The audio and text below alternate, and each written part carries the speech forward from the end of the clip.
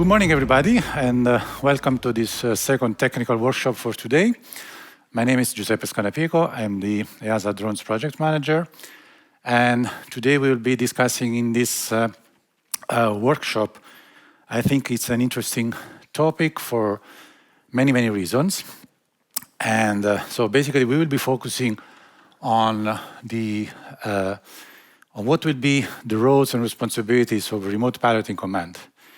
When we think about aviation in general, we always use to the idea of having a pilot sitting in an aircraft that is taking care of the whole mission and looking around, checking the integrity of the aircraft, checking that no other aircraft are in the sky around him or her.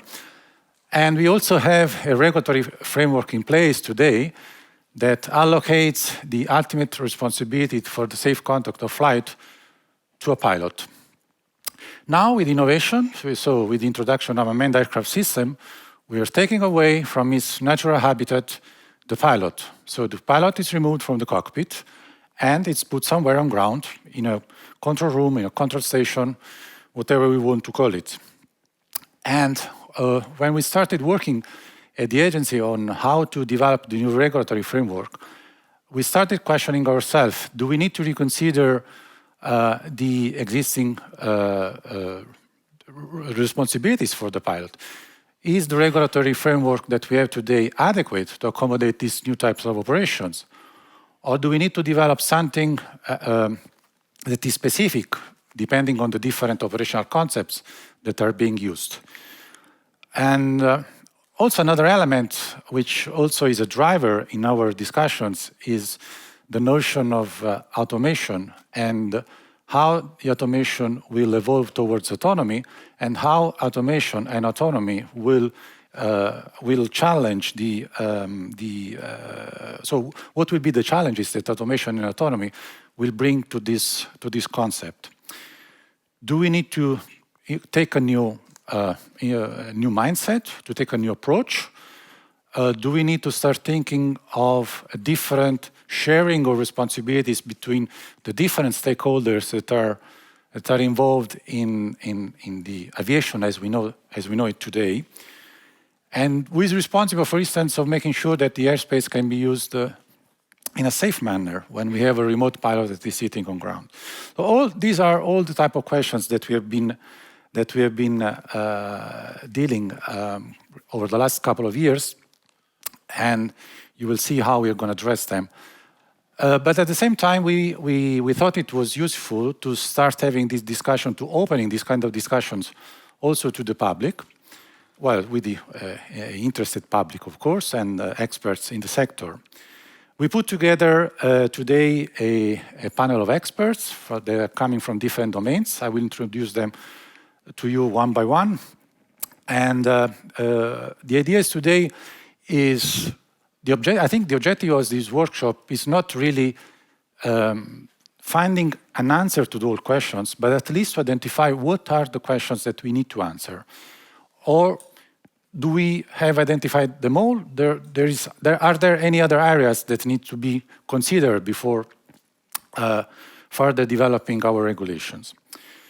So, you will see this is an interesting picture which I found on internet, and it more or less gives you an idea on how the pilot is, in a funny way, how the role of the pilot may look in the next years with the remote, with the artificial, with the visors, and you see here a remote pilot sitting in a control room. So let's start with the first panelist, and I will start with my colleague. Rita Sousa Uva. She's a Portuguese lawyer working as a senior legal advisor for the Legal and Procurement Department at the agency, where she joined in 2010. And she graduated in University of Law in Lisbon, then completed postgraduate studies in air law and international law and in media law. And she also holds an advanced Master of Law in Aerospace Law from the Leiden University, not so far from here, and is currently pursuing a PhD in air law at the University of Cologne. Before joining EASA, she worked as a lawyer for a Portuguese airport management company in Lisbon. And today she's a regular lecturer and a published author on air law legal issues.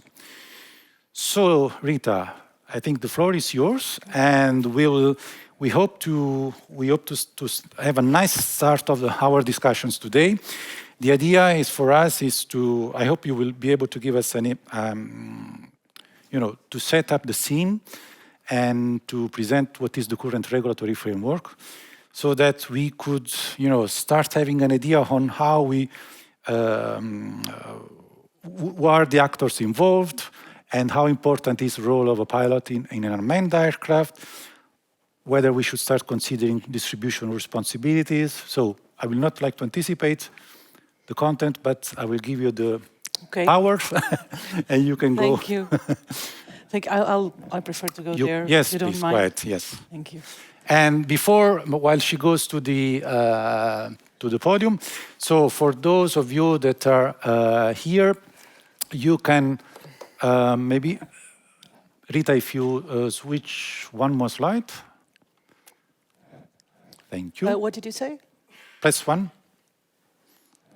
Yes. If you want to ask questions, also for those connected from home, so please make use of the QR code. You are automatically logged in. Otherwise, you can go on www.slido.com, use the hashtag that is depicted on the slide, and the passcode as well. But I think if you use the QR code, it's the fastest and safest way to reach the Slido tool. You will be able to ask questions, and we will try to make best use of those questions during the next 1 hour and a half. Okay, thank you, Giuseppe, for the very complete words of introduction. Thank you all for being here. I don't have answers. I will try to guide you through what we are looking at on the regulatory side, and how we can, in the near future or very, very near future, actually regulate this new situation for pilots.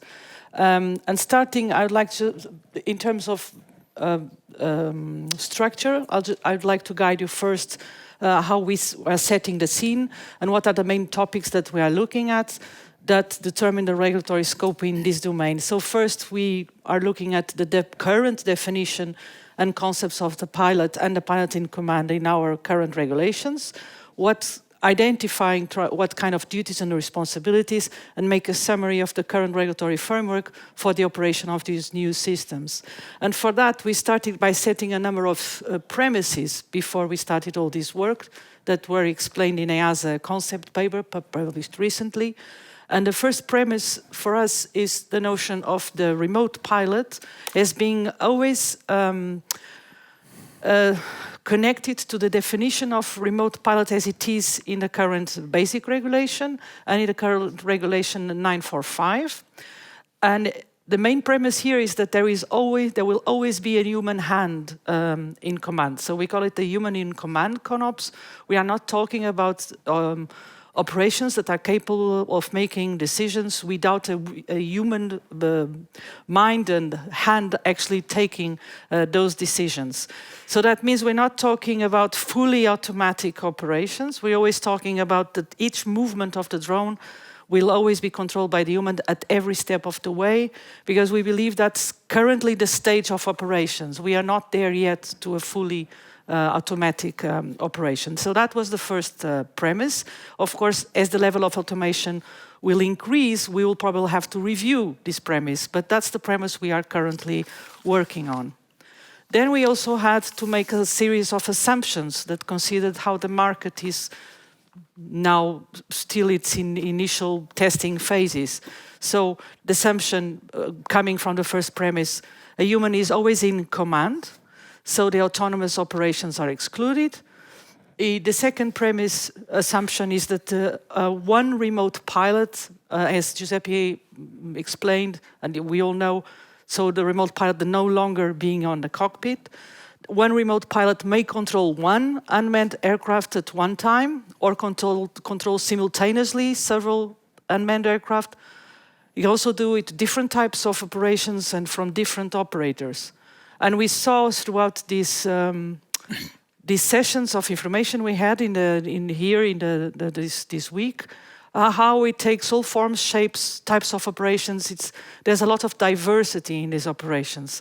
And that is an assumption that enriches a lot and makes it more challenging to regulate such diverse situations that you probably will never get one size fits all. So this assumption is very important to have in mind. The third assumption was that the handover of the control of the unmanned aircraft between the different command units, or we should call it the ground stations, and between different remote pilots is possible. So we envisage the possibility that you can actually transfer the control to another remote pilot that will then continue the trajectory. However, the assumption made is that the handover of the command will not be considered. Now, these notions of command and control, they are not really defined, and that's one thing that we will have to take into account, and they are very much embedded in the experience from the military sector. So these were the several regulatory borders that we considered. And then moving on, we tried to establish, okay, what are we talking about? How is this different from manned aviation? And in that sense, the actors are fundamentally the same. As you can see here, you have the manufacturer that is responsible for the airworthiness of the design. In this case, the design of the UAS. You will have the operator, which is a known notion, who will be responsible for the operations and will take any appropriate actions to ensure the safety of the operations, and in the manned aviation will designate a pilot in command. But then you have some slight differences, starting now in this type of context with the owner of the aircraft, what I call the all-in-one person, because the owner can be at the same time the operator. It can be a natural person, it can be a remote pilot, and it can be also a remote pilot in command at the same time. And in that sense, that's a challenging aspect that you don't see in manned aviation. Then finally, the two new aspects that we are now looking at. First is the remote pilot. The law as we have now is considering... oh, so sorry. You should have signaled. The law, as we know, it has already defined the remote pilot, and you'll see here that the notion of remote pilot is connected to the fact that the pilot is able to monitor the course of the flight and remains able to intervene and change the course at any time. And that is a definition that we can live with and we can work with. And then we have another notion that we will not find in the hard law right now. You will find in the EASA special conditions for light UAS, which is the notion of remote crew, meaning not the person who is in control of the operation or in control of the aircraft, but also remote crew is designating not only the remote pilot in control of the unmanned aircraft, and that is also a different perspective from manned aviation, and any other personnel actually involved in the operations of the unmanned aircraft, and that they do have to perform the assigned tasks. So they will not be assigning tasks, they will do what is told for them to perform. And this notion of remote crew is not in the law, but we will probably need to come up with a new umbrella for these new professionals that are very different from the manned. They do a different function from the manned aviation as we know now. So this was the identification of the actors and responsibilities in UAS operations.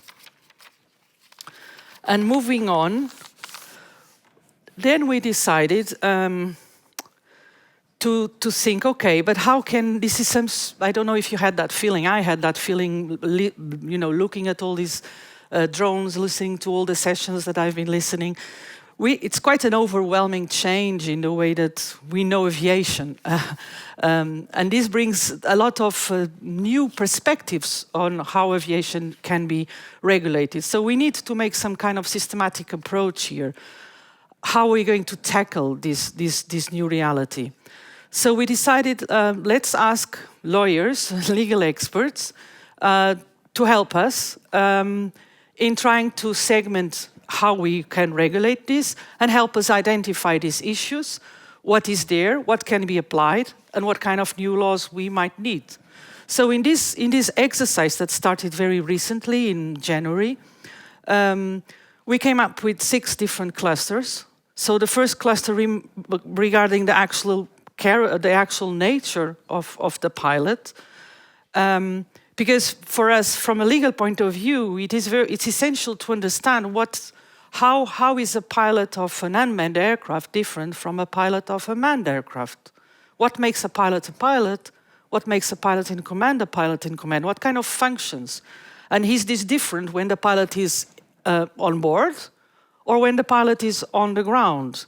There are physical aspects and skills and knowledge that maybe are different when we're talking about exercising this function of controlling the aircraft when you are on the ground.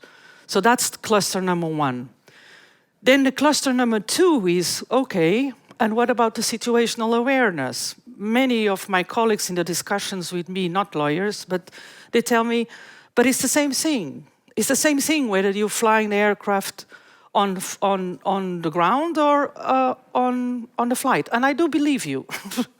But I was just wondering from a legal aspect, does this not change the way that we need to address this? Is it really the same type of skills and knowledge? The situational awareness is completely different when you are actually in the cockpit, no matter how much automation you have, or when you are at the ground controlling the aircraft in the screen.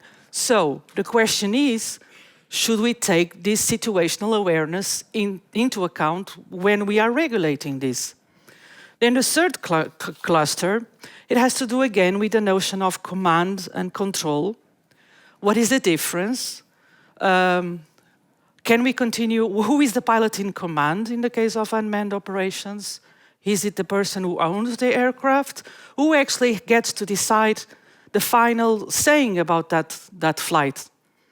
So we need to distinguish. If there is a difference between command and control, we will have to define it.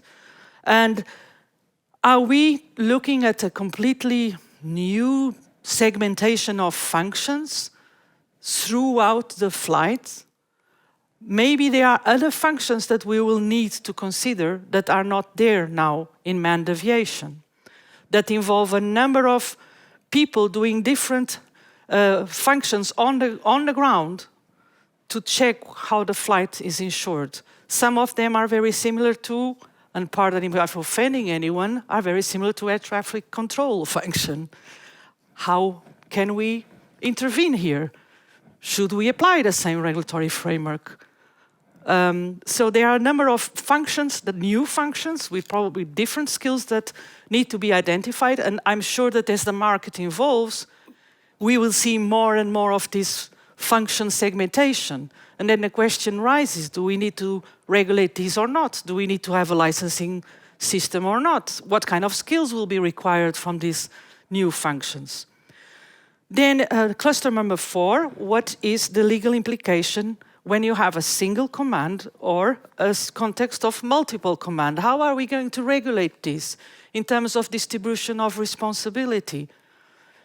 In the military sector, I learn, and we all know, you have very clear hierarchy. There is always one line of command that will say go or don't go or stop or fly. Do we need to incorporate that in the civil aviation world? It is a question, because traditionally we have kind of lived a bit separated, and now we see that more and more the military and civil are walking hand in hand in terms of regulatory.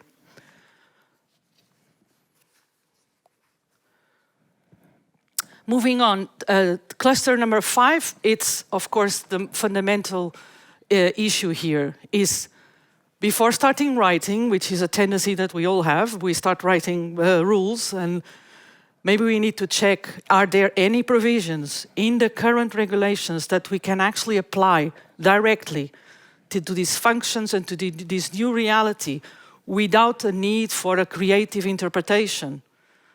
Can we live with this or not?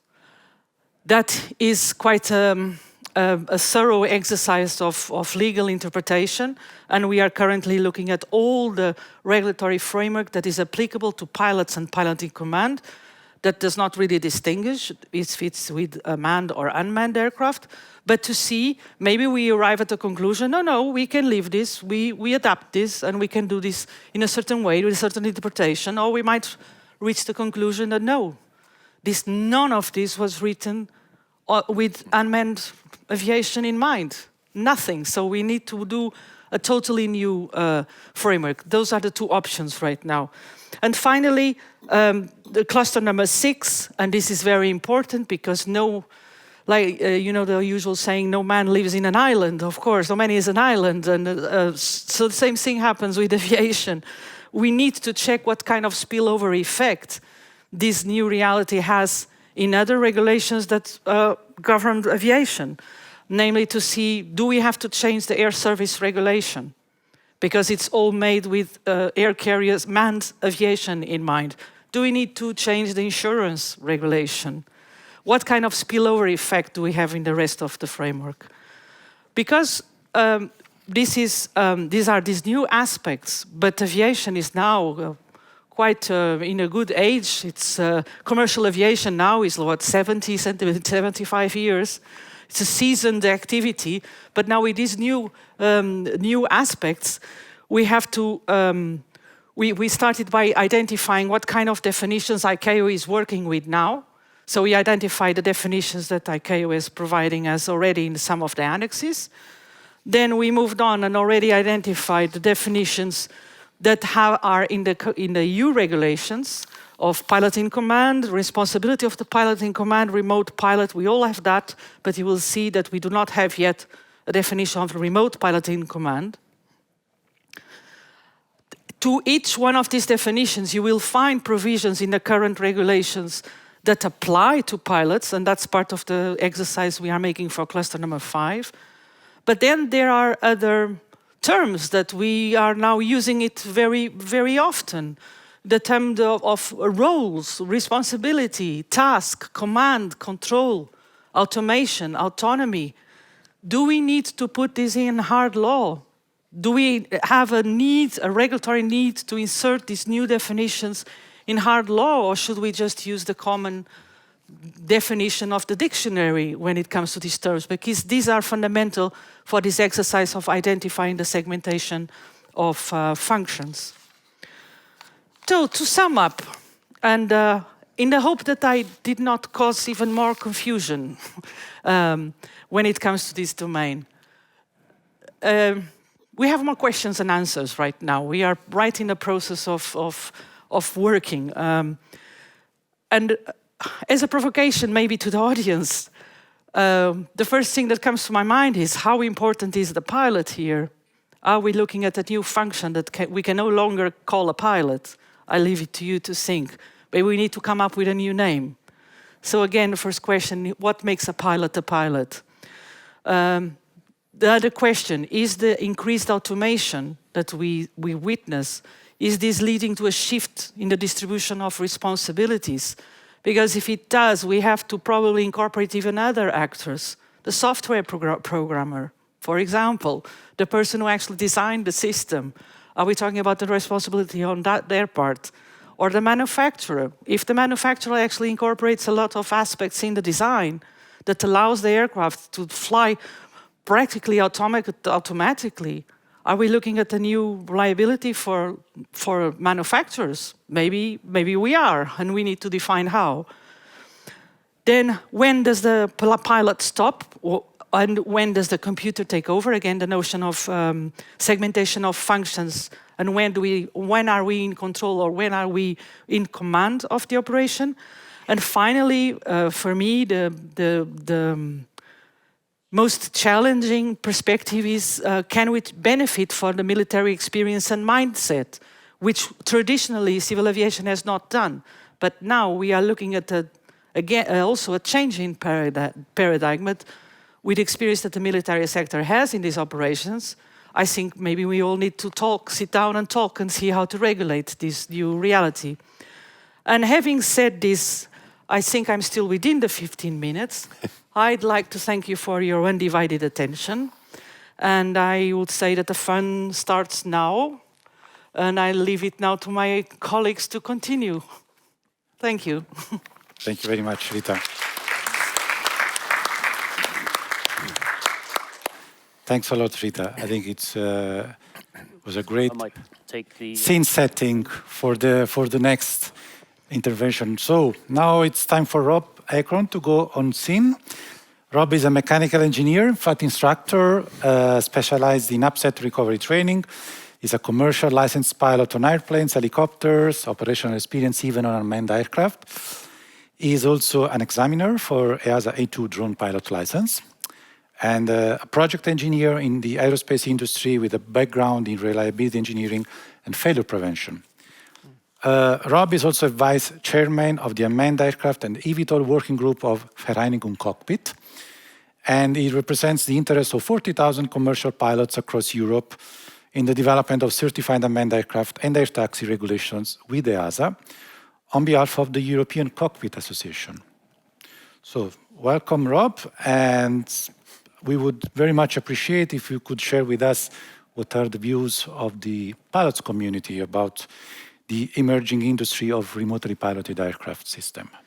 So thank you very much. The Slido discussion, I think, is going on, so you're welcome to put questions in there.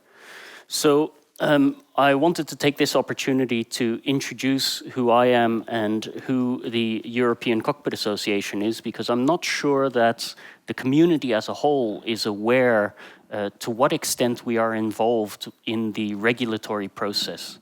So you heard my background previously, flying side, engineering side, and through that I got the opportunity to represent the interests, but not only the interests, also the expertise of, say, about 40,000 plus pilots who are members of the European Cockpit Association. So the European Cockpit Association, we represent the interests to the regulatory bodies in the regulatory rulemaking processes and also at the EU level. And through that, we aim to guide and have an influence in the integration, the safe integration of new technologies coming into play. I'd also like to stress that we are not alone in this. So we are one of many associations who have come together previously and signed a joint call to safely integrate drones into European airspace. And that's important for me to bring across because we don't want the drones community to have the impression that we as pilots, as such, are against this new technology coming in, okay? We don't see it so much as a threat to our profession as such, right? We do see that this technology is coming. We recognize that we can't stop this technology from being integrated into the airspace system. So our push at this point in time is that if it's going to happen, we want it to happen safely, and therefore we want our expertise to be part of the regulatory rulemaking process. Okay?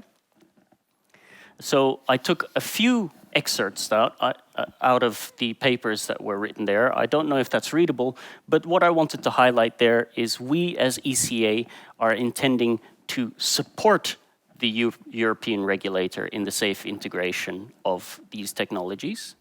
And what I want to highlight is that we don't want to work at a national level or pure European level. We would like these regulations to be written in conformance with, in as much as possible, the ICAO regulatory framework. Okay? So we would like it, in as far as possible, to be compatible with a ICAO framework at the global level. Now, there are some discrepancies there, which we will talk about, I'm sure, in the panel later. Now, one of the major challenges that we have with these increased levels of automation coming in is that we as pilots decided, despite the very specialized training that we have, that we don't really have the expertise to be able to define levels of automation, which will be a requirement later if we want to properly implement these regulations. We have to be able to tell when is a pilot, to what extent of automation do we require these pilot skills, and at what point do we no longer talk about a pilot, but something else who is still, or some person else who is still in control of the aircraft in flight. So based on the fact that we are not the experts in that field, we try to refer to an area of industry where we believe they have more expertise and more experience in terms of automation. And the best that we could find so far were the Society of Automotive Engineers, right? So we refer to the Society of Automotive Engineers and their levels of automation to help us define the responsibilities of pilots. Okay, or flight operators. So we, at this point, we talk about levels of automation. And when we go to a level of automation which becomes too high, for us, level 4, 5, 6 automation, we start to talk about a commander, right? Now, part of the question is also, we're talking about not only large certified unmanned aircraft, which will be coming into play, for remotely piloted aircraft. We're also talking about different levels of, or different sizes of aircraft that we're operating with. So I don't think people realize that we apply this also to drone pilots, that is smaller drones outside of the certified category. And the reason that's important is because we decided that we will define a drone pilot, that is a person who is flying with their small drone, we will designate them as a pilot as such. So we will give them that title. And some people may agree with that, some people may not. But the reason we choose to do so is because we're trying to confer the responsibility that they have as a shared airspace user. Okay? So that's where that comes from. And we state, of course, a competent human must always be in command, regardless of the level of automation. Okay? So we do not believe at this point in time that a fully automated system, that is 100% automated, without the ability for a person to intervene, we do not believe that that is a realistically safe option at this point in time. Okay?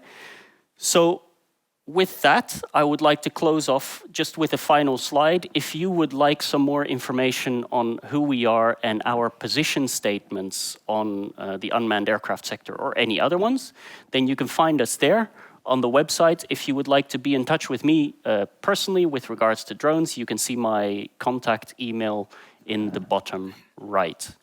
Okay, so at this point in time, ECA is represented through me and a few of our other members at EASA within the regulatory rulemaking groups. We are in the operations work groups and in the flight crew licensing work groups, which makes sense, I think.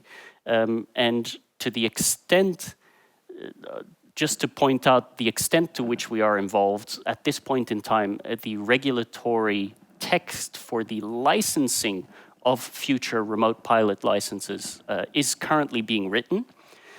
We would normally not do the work for EASA as such, right? We would ask EASA or the work groups to make these publications, to propose something, and we would bring in our comments.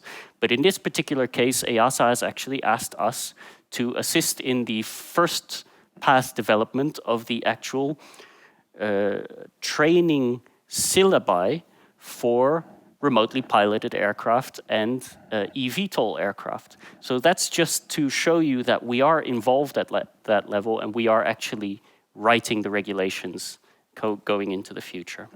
And that would be it for me. Who's up next? Thank you, Rob. So I think you can pass over the power to Alexandra then. Alexandra. In the meantime, I can introduce Alexandra. Thank you, Rob, again for your contribution. Interesting points indeed. Now that we will have the opportunity to elaborate further later during the discussion part of the workshop, now it's time to take a look at the views and perspectives of the operators, US operators. We have Alexandra Floran on stage. Alexandra joined Wing in September 2020, and she's acting as an aviation technical standards manager since then. She has a central role working across the company on regulatory strategic policies on various topics such as BVLOS, autonomy, detect and avoid, UTM, security and spectrum. She's also highly involved in the development of standards within the STM F38 US committee, and she's also co-chairing the EuroCai Working Group 105 since 2 years ago. Before joining Wing, Alexandra worked in EASA for 9 years as a safety and development assurance expert. She has also heavily been involved in the JAROS working group that for the development of the specific operational risk assessment methodology that then became later part of the embedded in the EASA regulation somehow. And before leaving EASA, she also worked as a drones project manager. And yes, we have been handing over the tasks between ourselves before she left for Wing. So Alexandra, floor is yours, and I hope you will be able. So we just heard what is the position of the European, so the views of the pilots. Can you tell us and share the views of the US operators when it comes to drone delivery?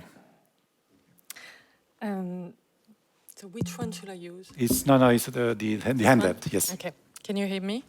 Yes. So this is the beauty of being a woman and wearing a dress. You cannot have the regular one, so you're back to the past with the mic. Sorry for that. I will try to keep it not moving too much.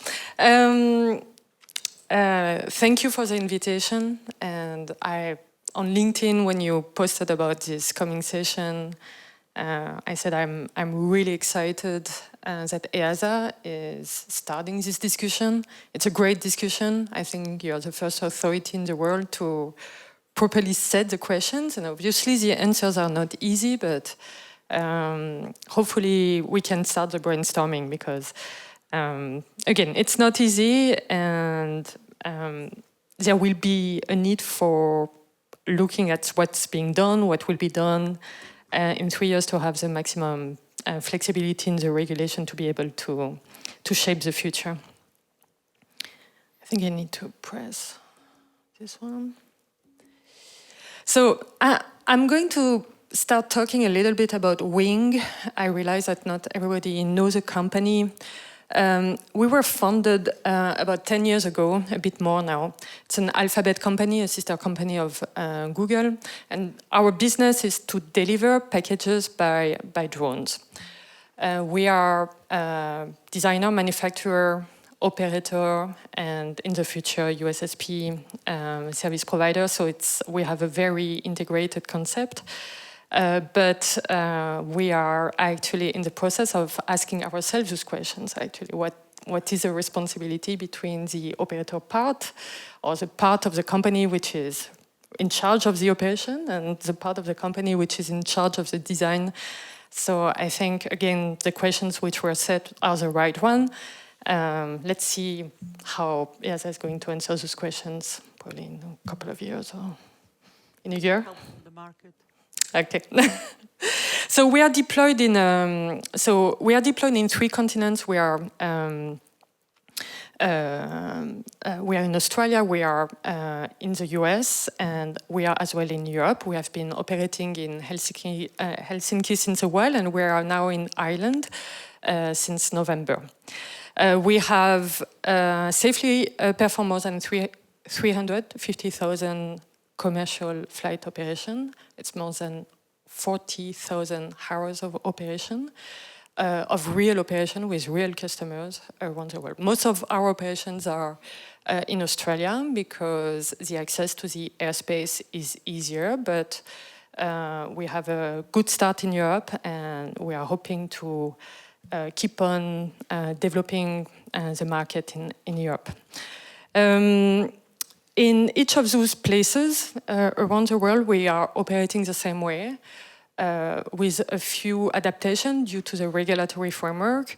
We do not have strictly the same operator manual, operation manual or procedures and checklists, but our concept of operation is really the same everywhere. We are operating BVLOS, beyond vision line of sight, over populated environment.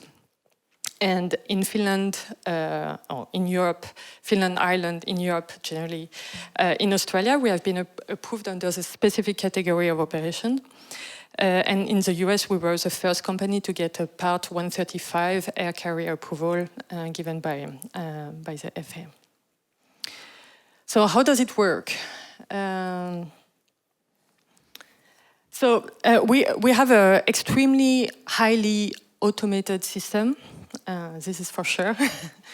But our aircraft, I think that when we, and again, the terminology used was adequate. I think that sometimes there's some problems in the way people are using autonomy, automation, mixing it with artificial intelligence and so on. This is not our case. We have a highly automated system, but the aircraft is behaving and reacting in a deterministic way. So there's no artificial intelligence behind the highly automated system. Everything is embedded in the software. Our flights are pretty low. We are operating always below 400 feet, 120 meters. And we are strategically deconflicted from the rest of our fleet through planning. We have a 10-kilometer range. The aircraft is pretty light. We have a maximum takeoff weight of 6.5 kilograms, including the payload. And now I'm going to explain a little bit how it works. But basically, think about last time you order a ride with your favorite app, whatever app you are using. But the principle here is about the same. So the customer places an order with the app.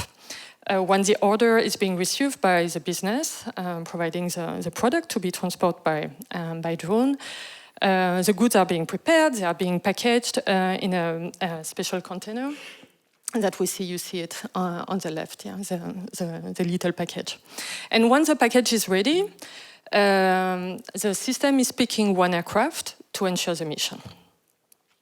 But before the aircraft takes off, there's a lot of things which are being done. The most important thing is the planning. It's choosing which route the aircraft will fly. We are not flying using corridors.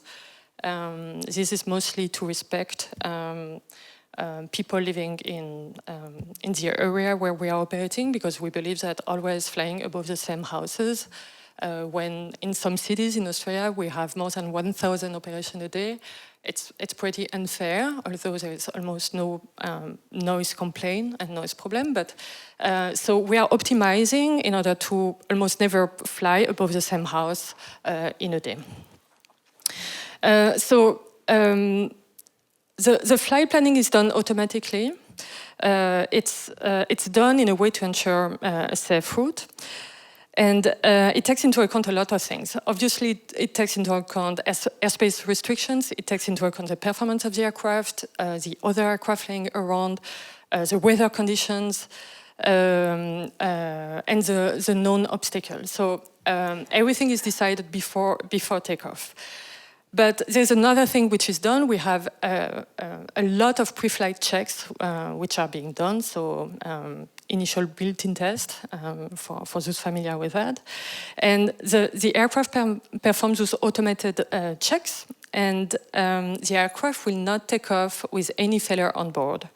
It's a 5 minutes mission. We have enough aircraft to simply transfer the mission to another aircraft. if a failure is being detected on board an aircraft. Somebody this morning was telling me that it's like flying on a commercial airline when you have to transfer 200 passengers from... No, it's not the case. It's not happening like this on commercial airlines. There is some dispatch condition where sometimes you are flying with some deficient equipment. It's not the case of this kind of aircraft. It's not made for that. So it's 5 minutes flight, 10 minutes back and forth, and it's taking off, having a safe route already automatically defined, and the system, who has a lot of redundancy, is fully available. So once all those checks are done and the aircraft is good to go, it's just takeoff, and it's taking off, it's hovering at 7 meters, the package is being loaded on the aircraft, and it's just going. The aircraft is flying at about 100 km per hour.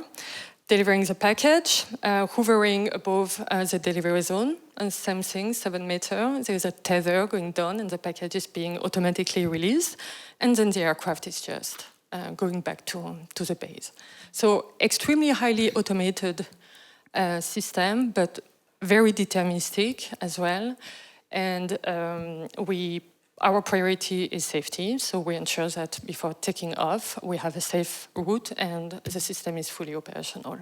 And in a 10 minutes window period, the risk to have one failure on board is really limited. And even if we do so we have a lot of pre-programmed contingency measures, going from returning to the base or landing to a safe location, which was determined before flight.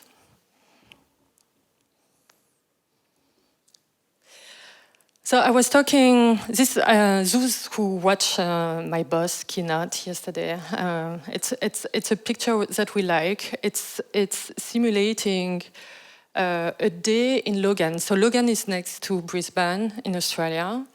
There are days where we are reaching 1,200 delivery a day. It's pretty awesome, but it's basically the different routes. When I was talking about the fact that we do not use corridors, this is all automatically planned, and again, it's made in a way in order to avoid always using the same route. So this is what real operations in Australia are looking like at the moment.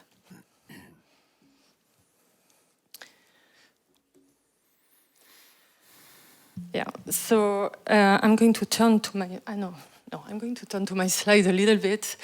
So going back to the topic of roles and responsibility of the pilot during the operation, we have two main key roles. We have what we call a ground support operator and what we call the pilot in command. This is our remote crew. You were mentioning that actually the remote crew is not only used in the special condition light years, it's used as well in the SORA. There's some specific provision to train appropriately the remote crew. And for us, the remote crew is composed of two elements, the ground support operator and the pilot in command. So the ground support operator, basically, he's stationed at our nest, at our base, where our aircraft are taking off and coming back. And their work is mostly to take out the aircraft in the morning, putting them on the different pads, making sure that there's no specific problem with, or that the pads are free and that there is nothing which could impair the takeoff of the aircraft. But basically, they do not have so much things to do. Sometimes there are some technical issues because our aircraft are as well automatically recharging the batteries. So there are some little contacts which sometimes have problems on the pad to recharge. So the ground support operator can help on this. But basically, those are their role. And they are there to assist if the pilot has any question on the takeoff area, but it's basically their role. And the pilot in command, we still have a pilot in command, so we can still activate, act on the flight path, but it's pretty limited. So basically what a pilot can do is to pause the operation, because our operations are not so far essential. So if I'm often talking about how we fly in Finland and Ireland, we are operating in a danger area, TRA. So sometimes we have the helicopter emergency operators who want to fly the area. Obviously, we don't want to block the access to this airspace. So usually they just give us a call. They call our pilot. We are pausing the operation. And we are just waiting that they are crossing the airspace and we are just resuming the operation. Again, it's just 10 minutes flight. So there's no urgency. A customer can wait. So this can be done. We have as well, the pilot can, we have access to ADSB information. So usually we have receiver being placed in the area. So it's an additional layer of safety. If you look at the SOAR, we don't need it, but we believe in the Swiss cheese, and we believe that having additional layer of safety is always helpful. So in case, I don't know, an operator will forget, most of them are ADSB out equipped, but usually the police or the blue lights are not forgetting to call us. But in case this will happen, the pilot could see that an aircraft is coming, at least the one equipped with ADSB out, and the pilot can land the aircraft to avoid any collision. So this is basically the two actions that the pilot can do: pausing the operation or landing the aircraft in case there is a situation which will request it. Normally not, it's all strategically deconflict, but the pilot still has this possibility. Last slide, I'm never pressing the good button. So obviously this is evolving. It's a business which will only be profitable at scale. So we will need to have a lot of operation around the world, in order to be really profitable. And obviously we are looking at automatizing even more. And we see the role of the ground support operator and the pilot in command completely decoupled. In the future, we are thinking about, I think you were talking about the distribution of roles and responsibilities. It's something that we are really working on. And we see the pilots becoming more airspace supervisor, being in charge of an area and being able to inflict in the system some constraints in case there's an emergency situation to manage, for instance. Still having the possibility to pause and land the aircraft, but this will be mostly the role. And the ground support operator will be more a technician field, actually taking care of the fleet, making sure that the aircraft which are being put on maintenance hold are just being sent back for the maintenance activities and so on and so on. So that's about it. Looking forward to the discussion, and I'm looking forward to see what military are doing. So Oliver is going to run you through. Thank you very much, Alessandra. Thanks a lot for offering the operator's perspective. And now we move to, I think it's a first of a kind that over the last years of this event, that militaries are participating, military experts are participating. So we have the pleasure to have on stage Lieutenant Colonel Oliver Hortz from the German Military Aviation Authority. He joined the Bundeswehr in 1989, and after 17 years flying as a weapon system officer on the Tornado, he changed his, he got cross-trained as a pilot and took up a career of remote pilot in 2009. So quite an operational experience since then. He also has responsibilities dealing with the subject of airspace integration of certified remotely piloted aircraft system, and participating actively in numerous national and international military and civil projects, committees and studies on RPAS, and he is now the central point of contact for certified US operations and RPAS airspace integration at the German Military Aviation Authority. So Oliver, thank you very much for joining us. Thanks for having me. I'm pretty sure that many of you, when you have seen a person in uniform stepping on stage, you may ask yourself why you are dealing with the military. They always do whatever they want in the airspace. So, they do not follow civil rules or civil regulations. So why we need to take them on board? So, Oliver, could you please give us some reasons why we should have you on stage today with us? What is the expertise and that you can bring to these discussions? So please. Thank you very much, Giuseppe. Ladies and gentlemen, good morning from my side. And yeah, thanks for giving me this opportunity. And why am I here? I truly believe that if you look from a strategic perspective, what the European armed forces are doing with their high altitude, medium altitude, long endurance aircraft, meaning the certified UASs, for the last decade. What NATO is doing in Italy for the last 5 years with their own certified bigger UAS is similar, if not identical, what all of you and what in here and online are envisaging for Type 1 operations. It's similar. Yet, okay, the military, we might have some exemptions to certain rules, and we're not delivering parcels in training flights, but despite that, it's same, but different. And so for the workshop theme, which is now following along my points, my slides here, I chose to focus the discussion on those 5 depicted areas on the slide here. And so basically, I put a question mark to most of them because I will give you my personal answers to some of these questions. At the same time, I'm raising questions towards you because we do not have the answer. We have some experience and we choose a certain path throughout the last decade. But we are more than willing and happy to share it with you and share and use other perspectives, maybe to optimize our daily operation as well. So I do see, and I truly believe there's a mutual benefit in there. So coming to the first question, roles and responsibilities. Is there a change to the role and responsibilities of the remote pilot due to this new setup? Quick, short, snappy answer. No, thank you.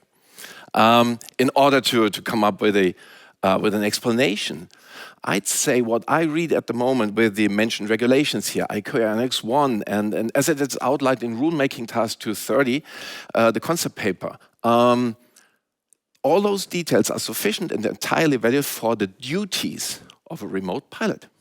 Natural person, charged by the operator with duties, responsible for safely conducting the flight, operating its flight controls, actively or monitoring it. So, and let me share with you the terminology pilot. Well, in the German armed forces, in the German Air Force, a pilot has a license and is flying a certified aircraft and sharing the same airspace as manned aircraft do. That's a pilot. The other ones, flying smaller drones, are remote operators. They have a certificate, and so we differentiate here. And then again, switching maybe sides and position, I would say in the future. 10 years ago, I was not allowed to use the word drone. That was bad. Nowadays, I can use it, and I'm pretty sure in 10 years from now, we might go for the option which was presented today and say, hey, these are all pilots. We are actively controlling or monitoring the flight path of an unmanned system, no matter what the size is. At the moment, we're making a differentiation. So when I talk about a pilot, I mean certified aircraft sharing the same airspace as the manned aviation does. Please keep this in mind. A question towards regulation. Is a new regulation approach needed? Maybe. It's a short answer also, not very helpful, but let's focus on the pilot in command versus the person in command. And I will have a lot of words in these slides and the follow-up slides, and these are buzzwords helping along you to understand my approach and helping me, of course, bringing across the messages which I see where the commonality is. So the definitions in rulemaking tasks, they're quite clear. A commander is a natural person, pilot, charged with the command to safely conduct the flight, and no transfer possible, as we learned this morning. And I'm asking, why? What about a person? Why not a person in command, a remote commander? Natural person. At the moment, I truly believe we should have a natural person in the loop. But why does it have to be a pilot? Couldn't he or she be an experienced technician, ATC person? I don't even see the commander in the ground control station. He or she is just in the way, in my way, flying the RPAS. And I truly believe that command transfer is possible due to several reasons, and I will point this out throughout my presentation here. Because I see there is a potential for condition-based transfer of command and responsibilities. Well, depending whether we're in a normal flight situation of the RPAS, whether we are having a contingency, whether we're having an emergency, whether we have abnormal situation, but affecting our surrounding. And I do believe that there is a chance to transfer command to various entities at that time. You can even look at this from a perspective of, say, do you have single pilot operation, multi-pilot operation? Well, then it's quite obvious. If one station, ground control station, is on one place and the other one is 1,000 miles away, at some point you transfer not only control but also command potentially. If you think of it, now coming from a background as military, if we're doing 30 hours mission with a certain type of aircraft, well, we're not doing this in one area necessarily. So the one commander knows everything about area number A, and the other one knows everything about area number B. So there is, content-wise, it's necessary to transfer command also in order to have the perfect person inside the entire system. Alternate emergency, alternate provision, selection during planning. Well, let me share with you, planning is not done by the pilot in the military. In NATO AGS, initially we started with 6 weeks time period for one mission, planning time. We narrowed it down to 3 weeks, and there are nations which are sourcing it out to external providers. The pilot just picks up the mission which was planned for him and verifies that's the mission he's prepared himself for, or she prepared herself for, and then you execute your part for the next 4 hours. Then you make a changeover, or 8 hours. Other nations in the military, they say, well, we're allowed to fly one mission 12 hours, but then we have to rest for 24. So each nation within Europe is a little bit different, but we're following more or less the same line here with a changeover. So I truly believe that the transfer of a function and responsibility within a remotely piloted system is a matter of process development and compliance. And this might require a regulation. Challenges. What are the ultimate challenges imposed by new aviation technologies? Ultimately aim at the increasing level of automation. The answer is, as depicted here, we have to accept that things are changing. And we might have to let go of cherished procedures and processes. It's good that we start with everything which we learned and improved throughout all the years from manned aviation, but at some point we have to identify like, hey, now we have to take a new path. And to give you some examples for that, there's 2 perspectives I would like to present to this question challenges here today. The first one is depicted here. RPAS are per se a technological, automation-based evolution of manned aviation. You can tell from the sentence, I volunteered to switch from manned to unmanned aviation because I believe, hey, this is the next step. We're coming from the invention of an autopilot and now we're taking it to the next step. If you swap sides, you might say, oh my God, Pandora's box is open, how are we going to close it again? But yeah, it's just, is that the challenge we're facing? Or is it rather 2, which says, under Type 1 operations and the challenges of increasing automation, is it really all about comparing failure rates to human error rates? Is it really all about fighting freedom of movement? I don't want to give away my piece of airspace to another user. Oh, U-space is taking away something from the manned aircraft world. Is it really about safety when we compare see in the void, detect in the void, and Rob, here it comes. See in the void in context of type 1 operation is a sham. It just works because we have a perfect ATC system and procedures lined out, and the rest is just pure luck or big sky theory. It's hard to actually hit the other aircraft. And yet, same but different. And yet, there is a reason for looking into this, maybe making it even better. And I will talk about in the last slide collision avoidance. And you must have, of course, at some point in the presentation, you must have a statement, and I have this here: let go of airport fears and take flight to new opportunities, because it's all about fears, from my perspective, about losing reputation, losing responsibilities, losing freedom of movement, losing airspace. Yeah? I'm not talking that much about losing profit or not making enough money. That's not my background here. But I'm pretty sure that this might be an argument as well. And if you think this sentence is not quite fitting the way I presented up to now, you're right. This is coming from OpenAI, from ChatGPT. I asked it to give me 10 statements on fear, unmanned aircraft, and opportunities. And 3 seconds later, I had 10 answers, and I chose the best one out of it. Wouldn't it be great if we had aviation ChatGPT? What if a computer would analyze an all-encompassing database telling me, hey, with your situation you're having at the moment, this has gone wrong, this has gone wrong, this is not the way or not to do it. I would dig into this and say, hey, there is some external entity giving me advice on what to do and what not to do.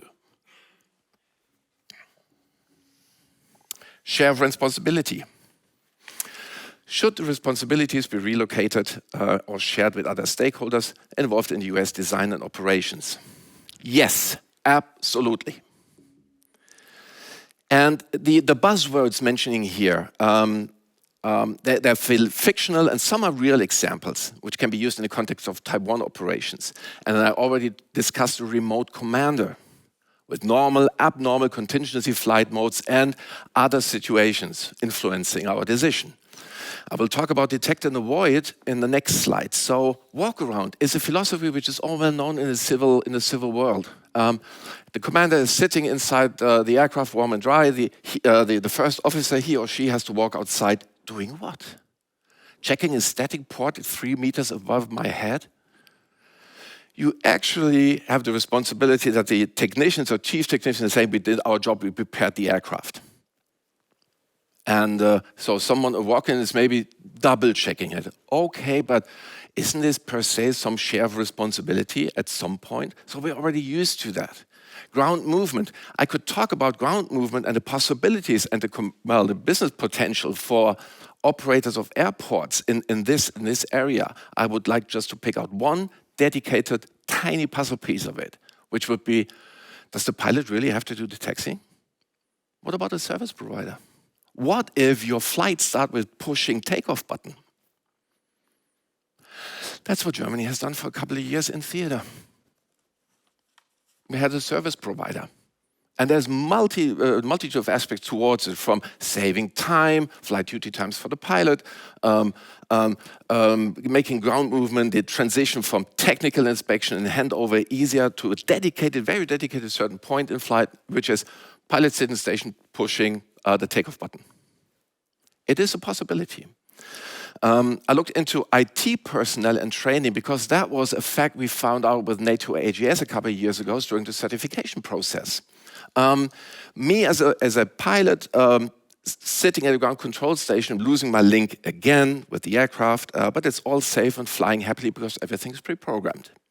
Now we got a technician coming inside and doing live repair on the aircraft.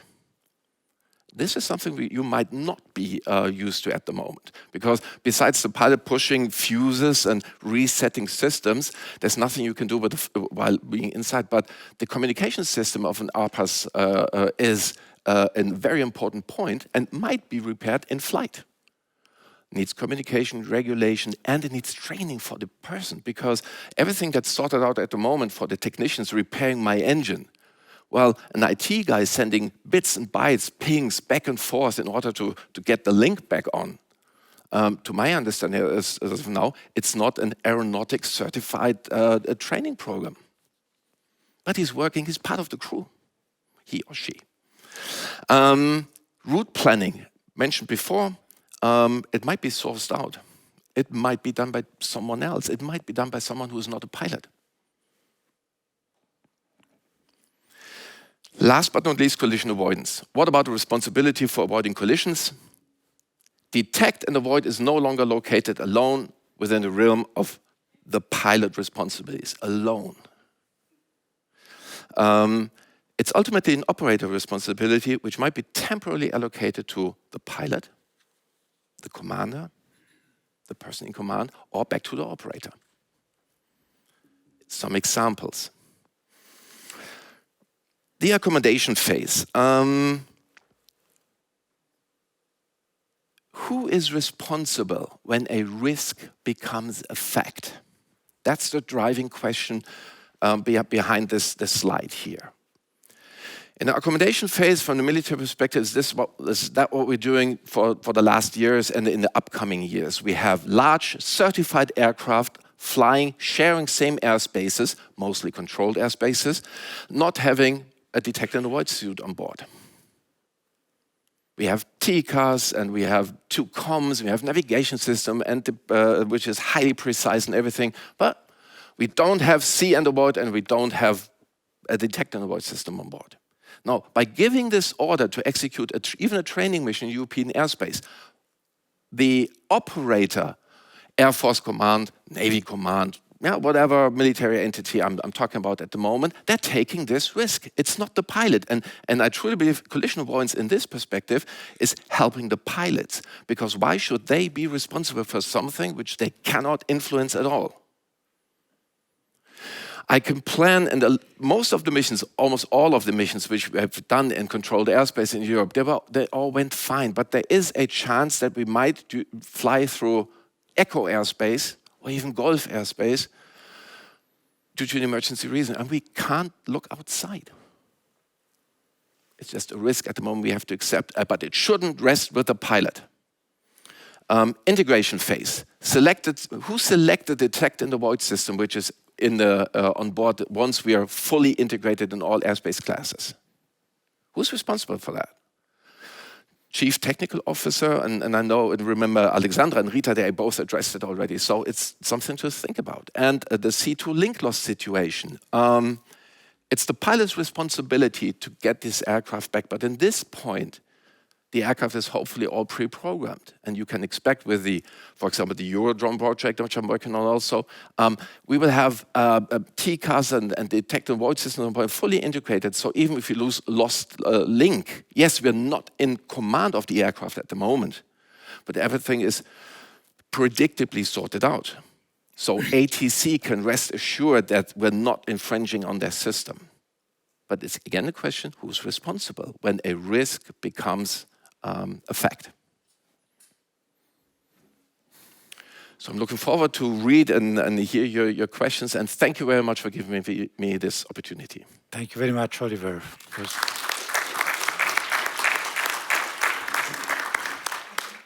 I personally think that we have a lot to learn from military expertise here. I would like to start the last part of this workshop with a question to Rob. Rob, today we heard about different terminologies.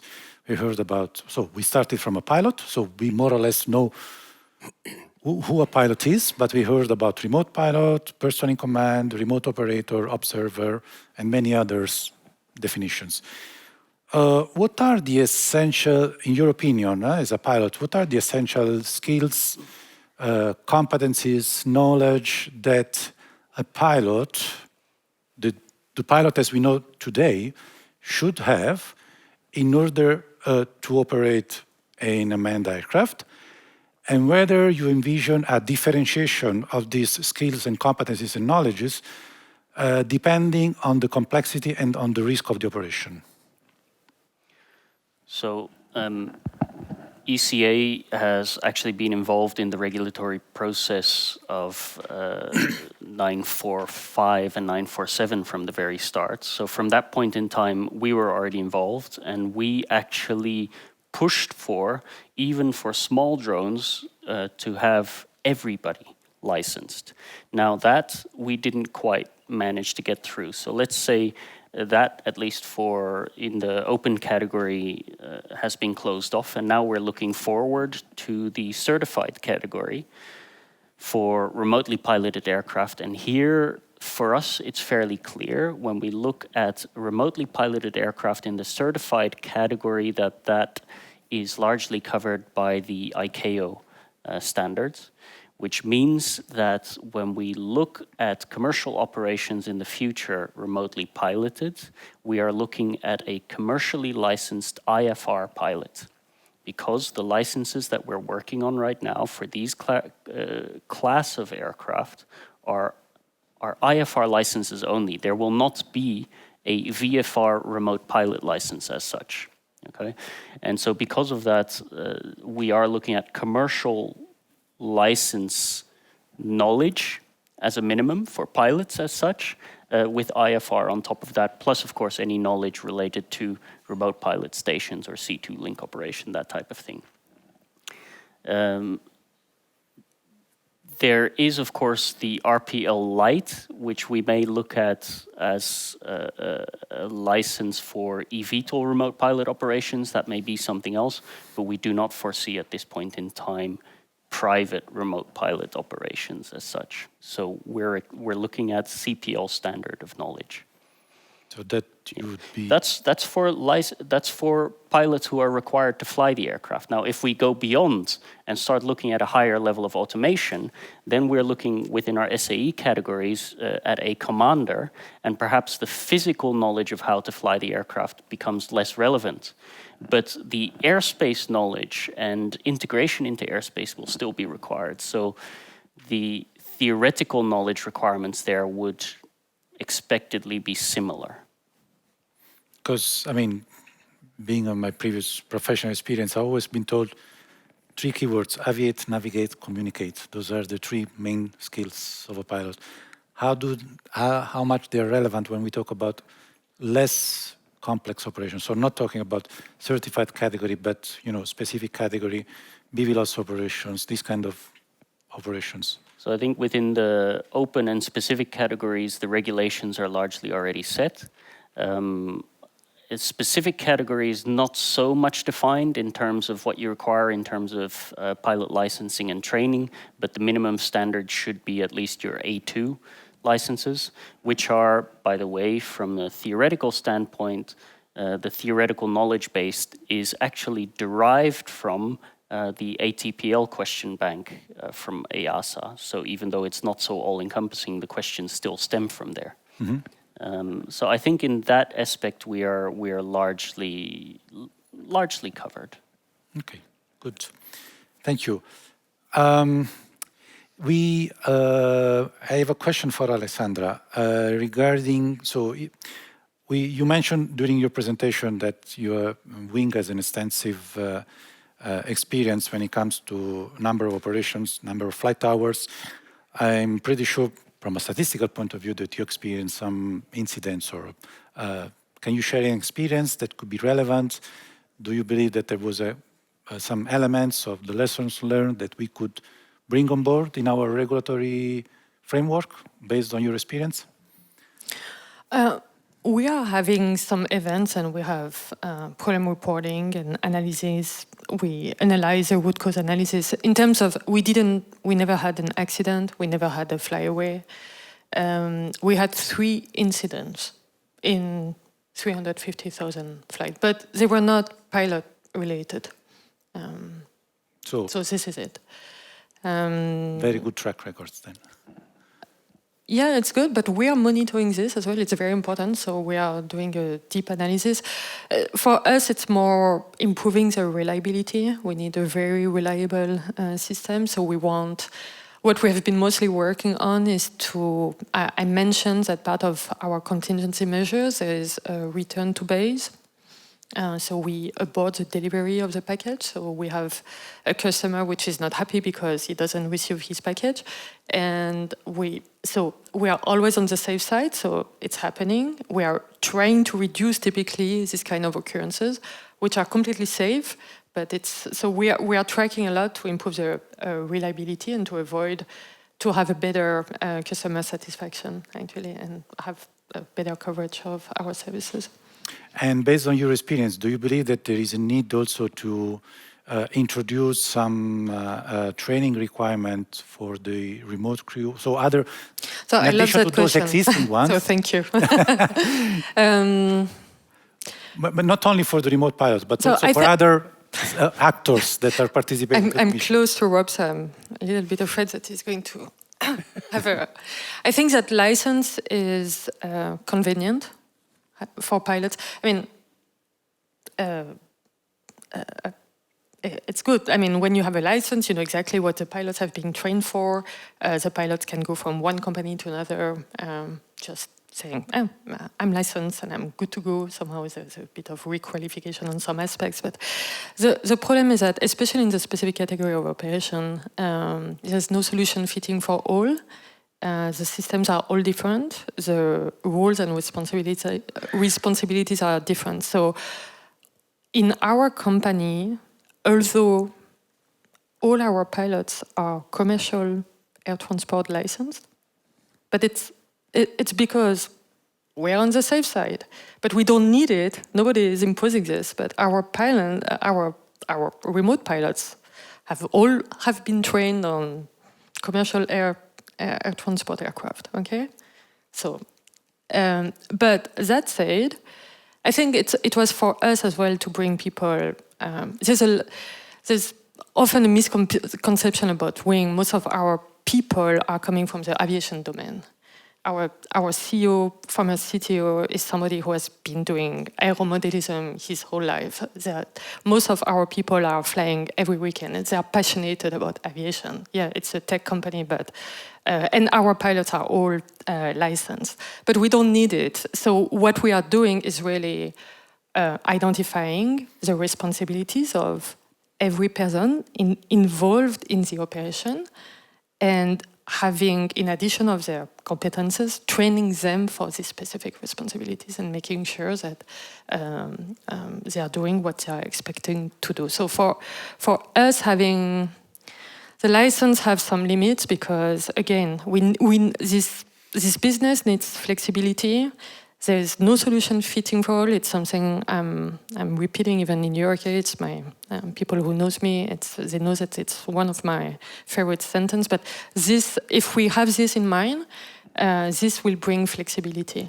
But it doesn't mean that people should not be trained. And it's not only about remote pilot training. It's the remote crew training. It's any person involved in the operation of the US.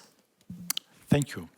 Rita, I have a question for you regarding, so we start from you explained us, more or less the regulatory framework from ICAO down to the EASA regulation. And the ICAO framework is, pointing at there are several elements, so the remotely piloted aircraft, the remote pilot station, and the C2Link. So C2Link plays an important role, and this basically is enabling the communication between the ground and the aircraft. Can we, from the point of view of liability and responsibility, can we still consider a pilot that being liable for the conduct of the flight in case of a loss of C2Link, or shall we start looking at, in brackets, blaming the communication company because they were not able to ensure the coverage of a satellite or whatever means of transmitting the information was meant to be used for that specific operation? How do you see this? Well, I surely hope that we don't start thinking that the pilots would be responsible for the loss of a C2Link unless the pilots have done something to boycott that. So if there is a pathology or an accident with a C2 link, I mean, we have to look at the provider. Something was wrong. We have to look at what happened first. First thing is, what happened? Did the pilot have anything to do with it? If not, which will be the normal situation, then it has to be the responsibility of who provides the communication. And this brings a whole new, a change of paradigm when it comes to these companies that are delivering these services. They cannot simply say, oops, sorry, the link was lost, because we will probably need to regulate them differently. I don't know how, but would you see that as a responsibility of the operator to make sure that this C2 link is... The responsibility of the operator will be, I mean, thinking abstractly, of course, but will be to select a kind of trusted C2 link provider, which would mean that you would have to regulate this provision of services. If you don't, and if imagine you're an operator, you want to save a bit of money, and you go to not such a trusted provider, shouldn't you be liable as well for not having chosen correctly? Just throwing the question. I mean, this is not the first time that it happens in other sectors. The same thing happens. So again, we are looking at the need to regulate other sectors that traditionally we were not looking at. Or to link them. To link them for sure, but to be aware that the responsibility of providing the communication has a huge impact in the use of the airspace. And maybe that notion is not really there. That's how I would see it. I saw Alexandra that wanted to say something. Yeah, because Alexandra works for... And also Oliver, maybe. Because they want to work for the mobile communication provider. No. We need to be a little bit careful here, and I think you mentioned it. It's not because we are in loss of C2 link, and I'm not talking about all operators, but it's at Wing, a loss of C2 link is not an unsafe situation. I mean, a lot of things need to happen before there is an incident or even an accident. So we have planned. I mean, a loss of C2 can be for a couple of seconds, and honestly, it has no impact on our operation. If we lose a C2 link for a couple of seconds, because if you think about a flight having, our aircraft are flying 5 minutes, are taking off, everything is working. So the probability to have a loss of C2 link and for the pilot to have to act when by default the pilot has nothing to do, only in emergency situation, we are talking about a combination of at least, I will say, 3 failures happening on a window of 5 minutes. You are really extremely unlucky in this case. But I think we need to be a little bit careful, because a lot of operators are making them robust to the loss of C2 link. I'm hearing the same about the loss of GPS or GNSS or jamming and so on. There's a lot of solutions to make our system resilient to the loss of... So I'm not sure the question is a right question. I understand what's behind, but I just wanted to say, let's be careful, because a loss of C2 link is not an unsafe situation per se. Indeed, that's an important message. Oliver, I think you wanted to add something on the same, or I have a question for you in any case. No, I'd rather... okay, you won't get 100% availability. It's technically, as far as I've learned up to now, it's impossible to give you 100%. You get, I don't know, 99.2, 99.5 availability of a, let's say, link you're looking for, but there will always be a risk that a failure might occur. And this is how I see the framework of the one question, for example, like it says, will the remote pilot remain in command from a legal perspective? It was not the pilot's fault. Now, somebody has, if something happens on the secondary or third level, somebody has to take responsibility, for sure. True, but I think this all depends on the risk of the operation. I mean, Alessandro has given an example of an operation that takes 5 minutes. We can be talking about completely different types of operations. So we might have to look at not a one-size-fits-all perspective. It all depends on what is the acceptable risk for each kind of operation. As you say, loss of C2 link, it does not mean a safety issue. True, but it can also mean a safety issue. So in that sense, maybe we are going more and more into a regulatory approach that is based on the diverse aspects of the risk. What is the acceptable risk? We know we have to live with a certain doses of risk, but how far can we go? Yes. Yeah. Oliver, I have one last question for you. We always, so you mentioned during your presentation the safety and how we're going to measure it, how we're going to measure through a specific number associated to failure rate of systems, and when we look back at some accidents that have happened in the aviation, we always have in mind the let's say the figure of the pilot that is capable of compensating certain failures that happens in the system on board of the aircraft. Now, so when we look forward and we look at an increasing level of automation, then maybe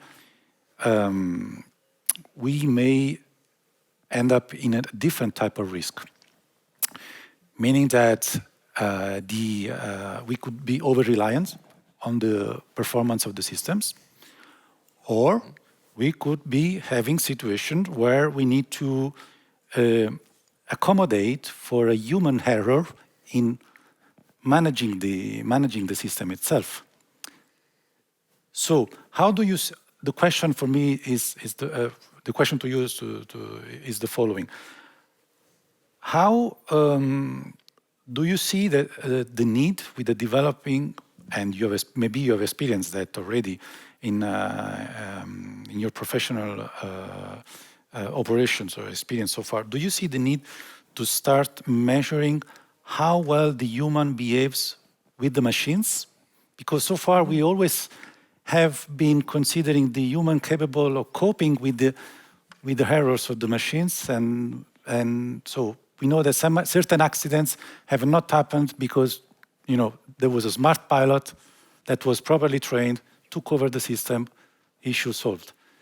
Now we end up in a situation where we start being over-reliant on the system themselves, and maybe we should put ourselves on the other side, where we have the human making a mistake in assessing the behavior. So the other type of error. So the human making a mistake in assessing the error of the machine.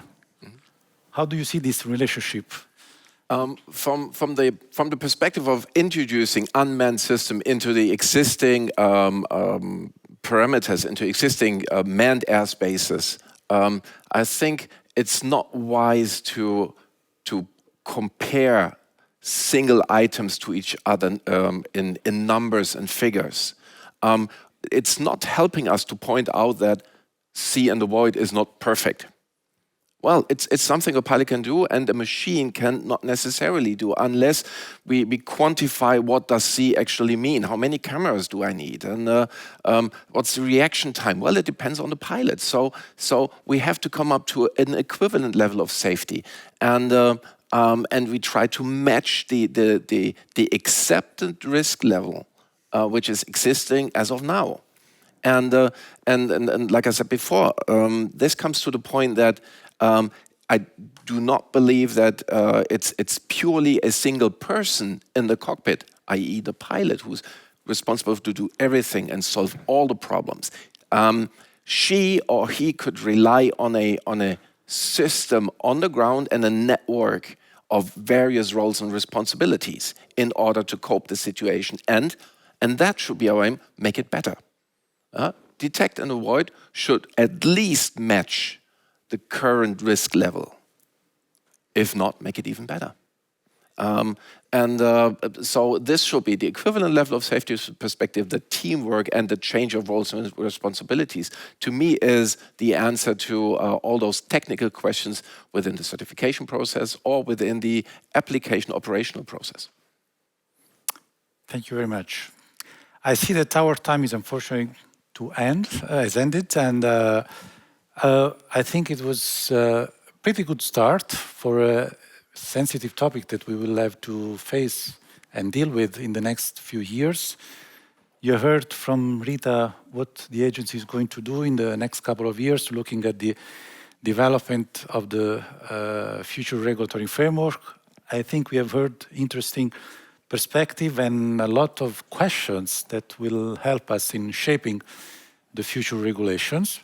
So, as I said at the beginning, unfortunately today we are not yet in the position to give answers, but at least we managed to collect some additional questions that will help us in the near future. So thanks again a lot to everybody. Thanks to all that followed from remote and here in the meeting room.